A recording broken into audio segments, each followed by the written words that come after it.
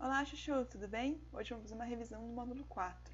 A gente já falou lá de orientação e localização, já vimos os pontos de referência, vimos as coordenadas e as linhas imaginárias. Agora a gente vai lembrar um pouquinho de como a gente coloca isso no mapa, como que a gente traz para essa outra linguagem. Lembrando que o mapa é o alimento da fantasia, do sonho e da imaginação. O mapa do cartógrafo, do geógrafo e dos viajantes é um convite para a aventura de lugares que se abrem. Os mapas, eles permitem que a gente conheça os espaços e não só os lugares que estão hoje, mas também como que esses lugares foram ocupados, foram modificados ao longo da história, tá? A gente vai ter uma série de mapas antigos que permearam, que deram a possibilidade da cartografia se estabelecer hoje, beleza? A gente falou da cartografia lá no outro vídeo e a gente tem que lembrar que toda essa organização, toda essa representação da nossa realidade em um espaço, em um papel, ele tem que ter alguma linguagem, tá bom? Ele vai ser um texto que a gente vai ler, interpretar e conseguir entender o que está fazendo ali. Então a linguagem cartográfica, ela vai trazer com ela a precisão matemática, para eu conseguir ter uma dimensão do o que na realidade está sendo representado, tá? Qual é a relação da minha realidade com aquele mapa, tá? Ele tem uma linguagem visual a partir de cores, símbolos, ícones. Ele vai ser baseado na observação e na representação das coisas do espaço, não só as coisas físicas que estão estáticas, mas também dos fenômenos de características sociais e econômicas, tá? E esses mapas, eles têm temas e referências, tá bom? Eles estão falando de algo, eles estão falando sobre algum momento histórico, tá bom? Uma outra coisinha que a gente vai ter é a evolução do tipo de mapa. Se lá na antiguidade, nos mapas mais antigos que a gente estudou, era muito comum o registro em argila, a gente não tinha um papel ainda, e também utilizar símbolos aleatórios para conseguir se localizar, é muito difícil a gente bater o olho no mapa antigo desse e já saber de onde que se tratava, tá? É necessário um estudo muito grande, muito aprofundado das características daquela argila, das características que estão expressas naquela linguagem cartográfica, para conseguir compreender qual que era o território que foi mapeado, beleza? A gente viu aqui que os elementos, os pontos de referência do espaço, eles aparecem com muito destaque, então a gente acaba tendo uma presença muito grande do que está em volta sendo retratado para ajudar a localizar. Passa um pouquinho de tempo, a gente tem um outro tipo de organização, tá? Os mapas, eles começam a ter alguns critérios mais pré-estabelecidos, eles precisam ter alguma referência matemática, um retrato muito mais próximo da realidade, tá? Então a gente acaba tendo esses mapas antigos aqui, já aparecendo as linhas imaginárias, registrando os continentes, os lugares com seus nomes, mostrando ali os mares e oceanos, os rios, algumas vezes as formas de relevo. Então, a preocupação de conseguir representar a realidade no mapa. Passa mais um tempo, a gente tem uma junção do mapa com a arte, tá? Com a pintura.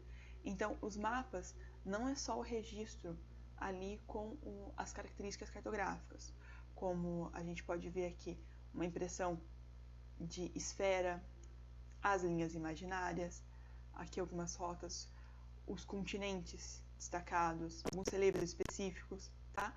Mas também a gente acaba tendo a inserção de alguns elementos artísticos que vão aparecendo junto ao mapa.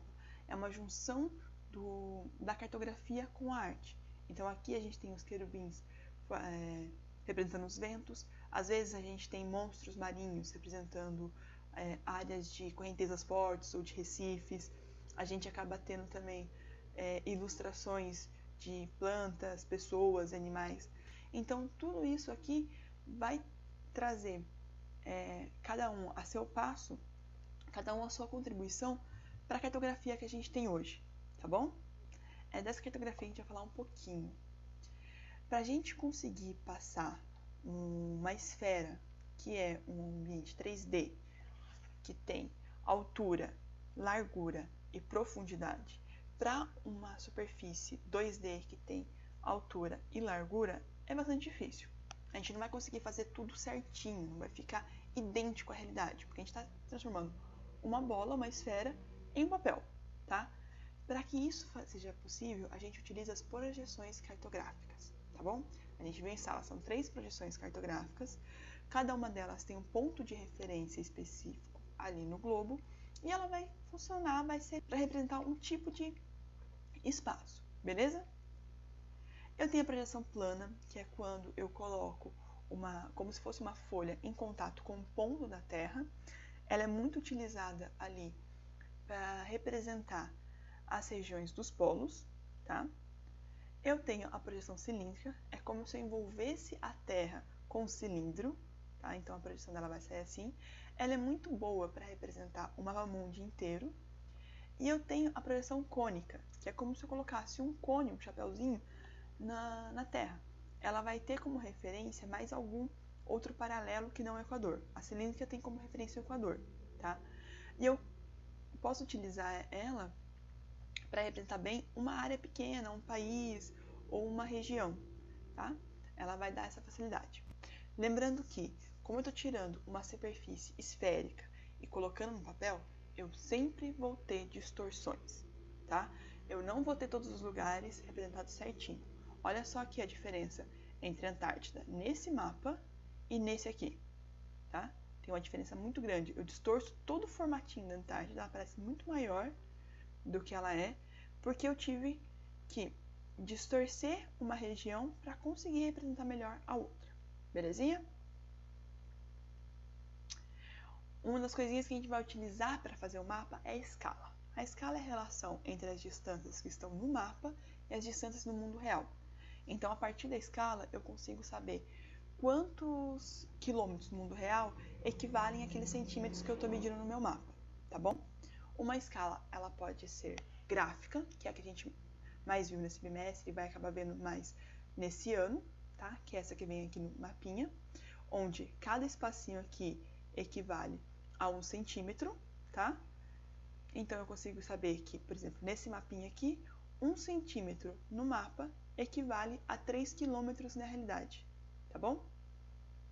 E eu vou ter a escala numérica, que a gente vai ver mais no 8º ano, tá bom? Então, que vem uma relação entre centímetros. 1 centímetro no mapa equivale a 50.000 centímetros no mundo real. Beleza, mas como que eu calculo a escala? Calcular a escala é mais fácil do que parece. Vamos lembrar? Eu pego ali a distância no mapa, a distância que eu medi com a minha régua, eu multiplico pela escala do mapa, o resultado final vai ser a distância real. Vamos supor assim, então, que eu tenha 2 pontos no mapa, eu medi com a régua, eles têm 3 centímetros de distância. E o mapa me diz que a escala dele é de 500 quilômetros. Eu vou multiplicar, então, os 3 centímetros que eu medi no mapa pelos 500 quilômetros, então 3 centímetros vezes os 500 quilômetros da escala. Isso vai me dar que a distância real, a distância no mundo real, é de 1.500 quilômetros entre os 2 pontos. Belezinha? Um outro elemento ali da cartografia, da produção dos mapas, é a legenda. A legenda é um conjunto de símbolos e cores que é utilizado para facilitar a leitura do mapa. Podem ser cores, ícones, formas geométricas, setas, o que for, o que vier, tá bom? Desde que ele seja legível, seja compreensível e você consiga referenciar aquele elemento que você colocou com o que você quis representar no dia a dia. Vocês fizeram um mapinha temático lá com as legendas. Vocês colocaram as legendas, os ícones e cores que vocês utilizaram no mapa, lá na legenda. Para eu conseguir entender o que vocês representaram, tá? Ela permite, então, que o leitor encontre no mapa os elementos apresentados pelo autor. Do que o autor está falando? Como que ele trouxe? Um exemplinho aqui, um mapinha do IBGE. Eu tenho aqui as cores sendo utilizadas para demonstrar os diferentes climas zonais do Brasil. Então, se eu olho aqui no verde, eu sei que é uma região de clima equatorial. Se eu olho no amarelinho, eu sei que é uma região de clima tropical. Se eu olho no azulzinho, é uma região de clima temperado. Então, pelas cores, eu consigo localizar o tipo de clima no meu mapa. É isso que eu faço com a legenda, tá? Eu interpreto o mapa a partir dos elementos que ele deu. Belezinha? Lembrando, chuchus, que além da legenda da escala, a gente também vai ter compondo um mapa a Rosa dos Ventos, o título e a fonte, beleza? Não esqueçam disso.